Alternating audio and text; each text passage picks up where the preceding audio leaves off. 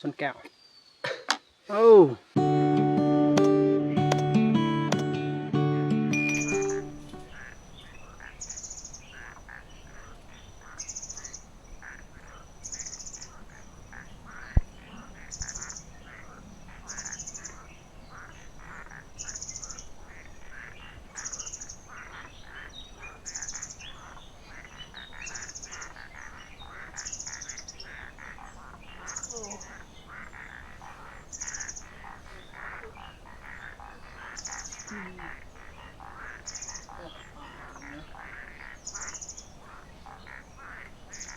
เอา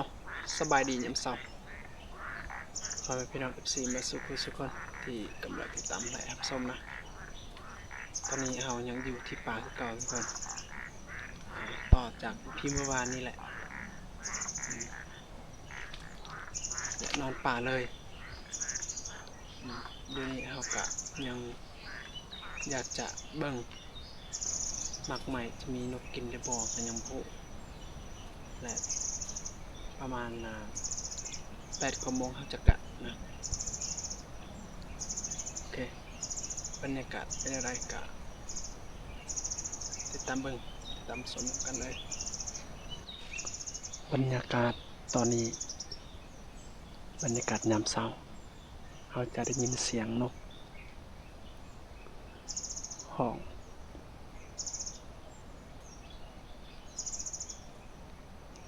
นอนคืนนี้หนาวเลยทุกคนเถอะเพราะว่าบ่มีผ้าห่มเด้ถ้ามีผ้าห่มก็ยังไขอยู่แต่ว่าบ่มีผ้าห่มและพื้นเฮาก็บ่ได้ดัง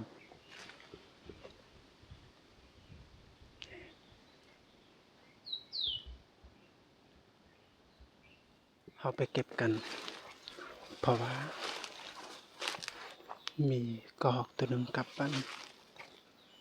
นกเป่าตัวหนึ่งทุกคนนี่ได้แล้วทุกคนกระรอกได้มานแล้วทุกคนนะไม่ดีนะได้แล้วตัวนึงแล้วทุกคนนกเป่ากับกระรอก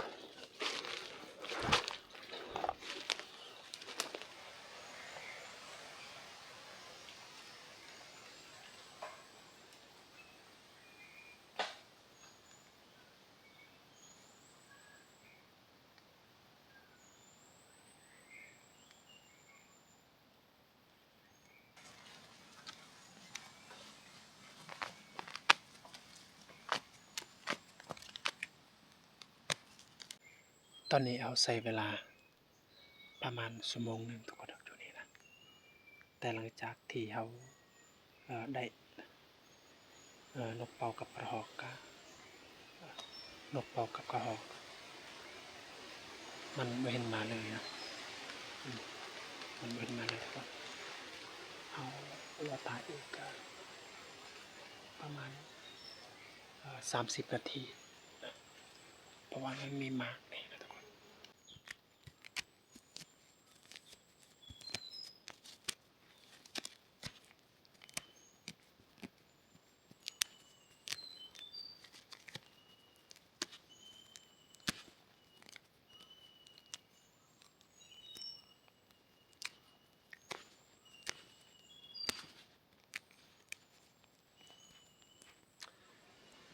โอเค กับแต่หาอาหารการกินแต่ว่าได้อยู่บ่หลาย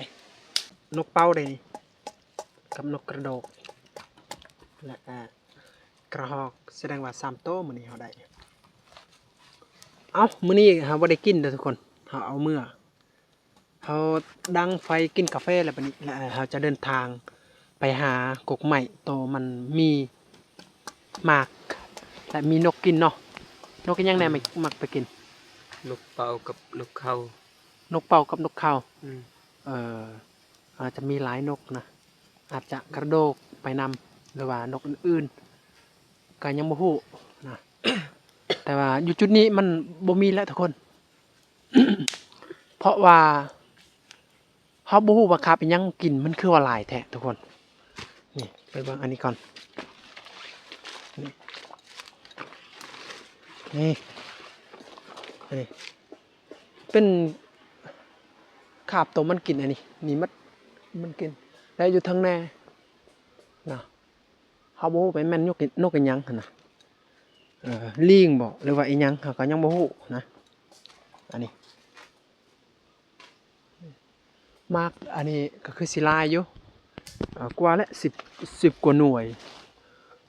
ยังอยู่ในกกอันนี้นะแต่ว่ากระรอกก็บ่เห็นมาเลยทุกคนก็เลยเดี๋ยวนี้เฮาเริ่มดังไฟและต้มน้ำร้อนกินกาแฟก่อนแล้วจะจึง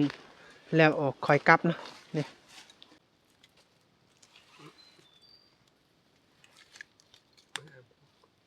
ก็ได้หมดไต่หลายไต่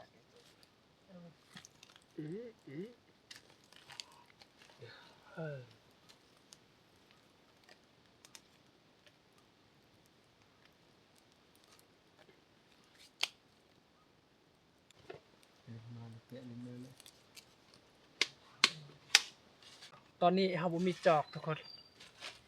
เราอยากตัดอันนี้เฮ็ดเป็นจอกเพื่อกินกาแฟนะแล้วว่าเราเอาอันนั้นได้ตินี่ตัวไม่พุ่งขนาด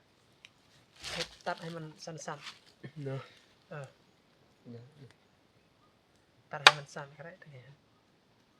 แล้วผู้นึงเอาอันนี้ก็ได้หรือว่าเอาทั้งหมดตัวนี้ก็ได้เอาผู้นึงอันนี้โอเคได้ผู้นึงก็มาเดินย้ายมาซ้ำเงียบ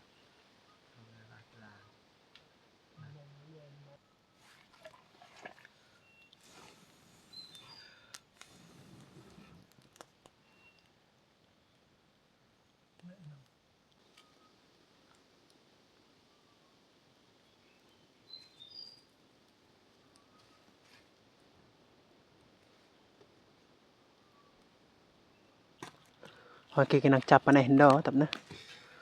บ่มีของกอกของกินทุกคนมีแต่กินมักมีนี่แหละนี่ มักมีนี่มันเป็นมักมีหวานนะสัมพอที่นกมักไปกินสัตว์มักไปกินแต่ว่ามันบ่กินเพราะว่าเฮาอยู่นะทุกคนเฮาอยู่นี่ก็เลยมันบ่ไปกินป้องกัน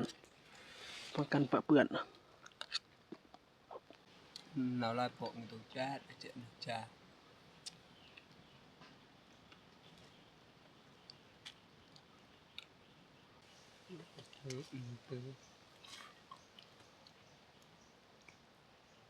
khăn mơn hồi ca ngầm mắng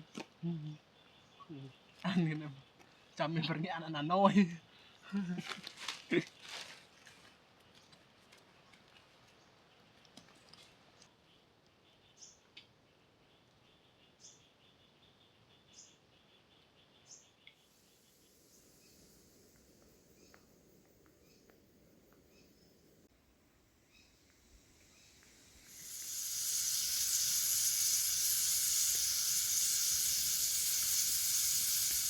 โอ้โหพดพอดีเลยทุกคนเลยใส่หลักกาแฟนะโอ้นี่นัสกาแฟของเวียดนามนำเข้ามาจากประเทศเวียดนามทุกคนนี่อุ้ยตกแล้วนี่นำเข้ามาจากประเทศเวียดนามเขาขายที่นี่เป็นธงบางฮาน5,000บางฮานกับบางฮาน4,000นะไม่ได้มาญาติจินนะกาแฟนะ4,000แสดงว่าอาหารของเพิ่นนี่4,000แต่บางฮานนี่5,000ถ้าว่าชนบทอีลีกะถ้าว่าชนบทอีลีนี่5,000นะขายกันหรือว่าบางฮานก็6,000พุ่นแหละทุกคนนะบอกว่าเส้นทางบอนว่าเส้นทางที่ไปมาบ่มีความสะดวกเด้ขยับเกียร์น้อง มันหดเข้าได้พอดีเลย โอ้เห็นบ่มันหดเข้าแล้ว มันยุบเข้ากันเลยเพราะว่าน้ำฮ้อนนี่พลาสติกอันนี้มันบ่เข้าได้ มันบ่สามารถที่จะทนได้อะทุกคน โอเคโอเค โอ้ เอาได้ปะ หนึ่งแต่เต้เนี่ยตรงกลางล่าง อ๋อแกะแบบนี้เลยเนาะ แกะแบบแบบธรรมชาติ แบบมืออาชีพ แบบหมดมืออาชีพเลย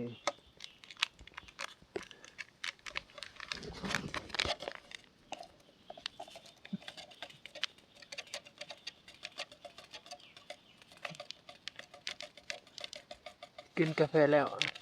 เฮาสิเดินทางต่อไป ไปใส่ต่อ อยู่รุม ไปอยุลุมพุ่น ลงเลยกลับเลยเนาะ อืม ไปตามเส้นทางที่เรามามือวานนี่แหละทุกคนกินกาแฟแล้วได้ น้ำเป็นพิโตะสะพิโตะลงสะ สตรังเด้อทำมันเฮิรน ตัดมัน เอาตัวบอลไก่ๆนี่แหละสิพาไปเห็นยังบอลเส้นทางไก่เส้นทางโค้ง เนี่ยแหละ มันหลายโคตร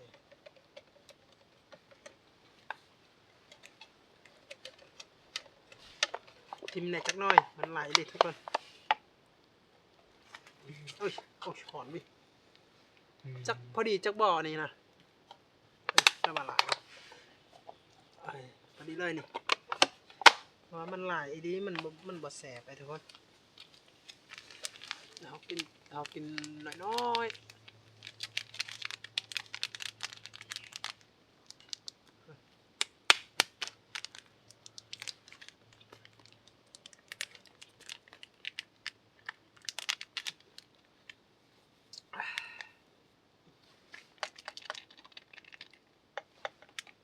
เกิดเดือดตั้งให้แทนเลย ตั้ง เดี๋ยวสั่งย้ายใหม่สั่ง กันเลยโอเคทุกคน ตอนนี้เรากำลังเดินทางกลับ เพราะว่าอยู่จุดนั้นมันบ่มีนะแล้วก็เดินทางกลับหรือว่าเขาย้ายสถานที่นะทุกคน โอ้โหมันมีกระแลนพุ่นละพุ่นกระแลนตัวกระแลนนะมีตัวกระแลนนะใช่ละ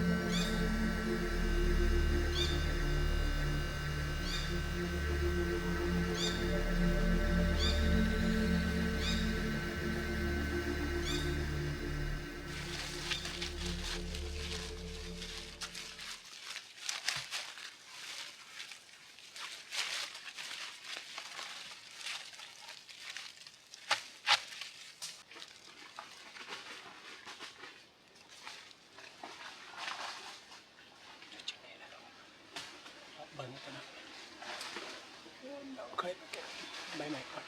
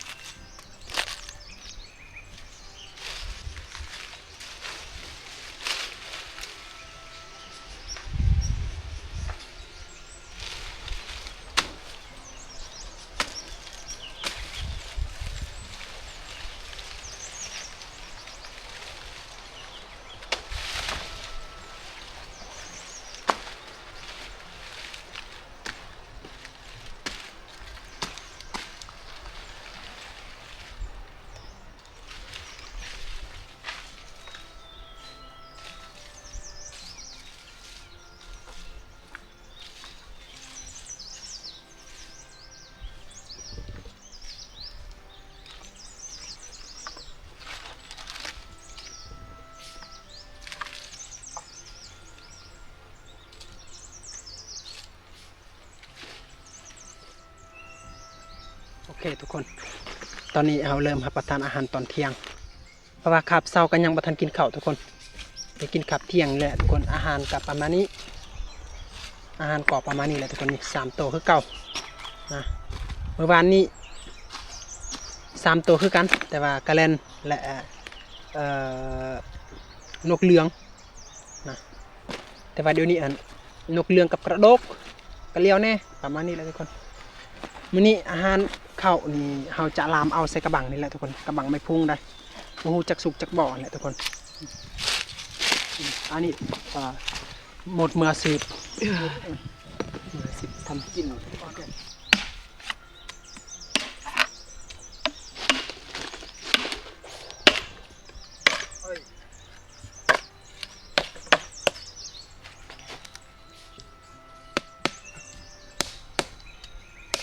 เอาดีนี่เนาะซะ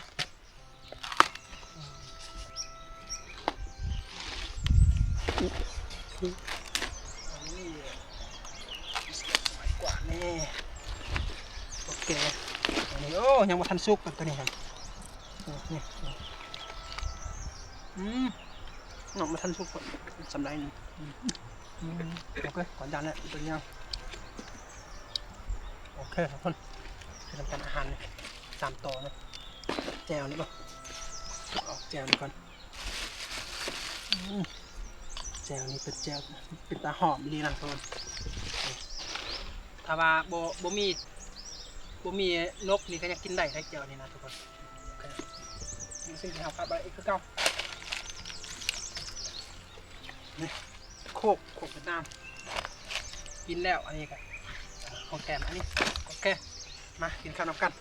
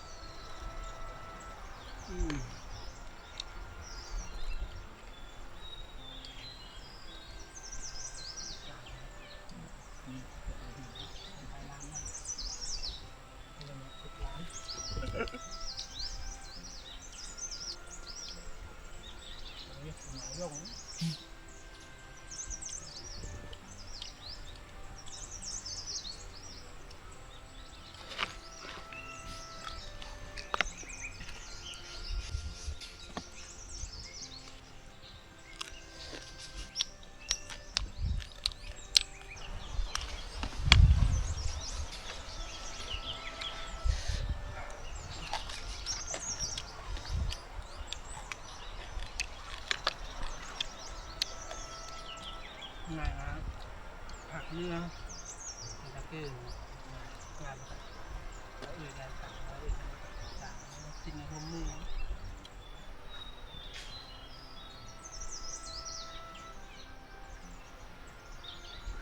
กินน้ำแหละนั่นดื่มน้ำทุกคนโขกไปนี่มันมีจอกอันนี้เป็นจอกโบราณถือว่าจอกในการเข้าปากเข้าดงก็ต้องประมาณนี้หรือว่าจอกสมัยตะกี้นะเพราะว่าข้าเจ้าบ่มีคือแบบว่าท่านสมัยเนี่ยทุกคน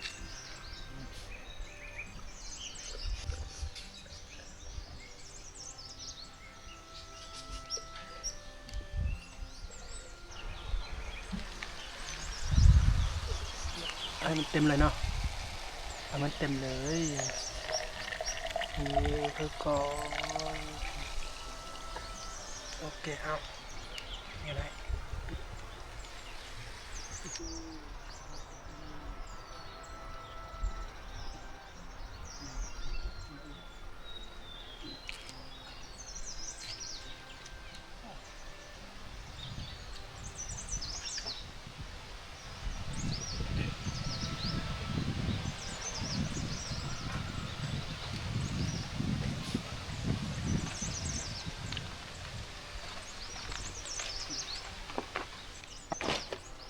กินเลย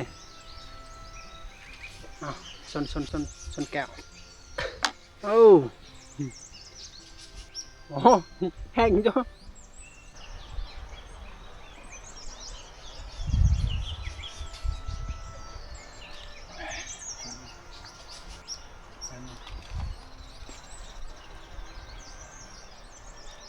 สว่างแบบนี้มันจะเอาเนี่ย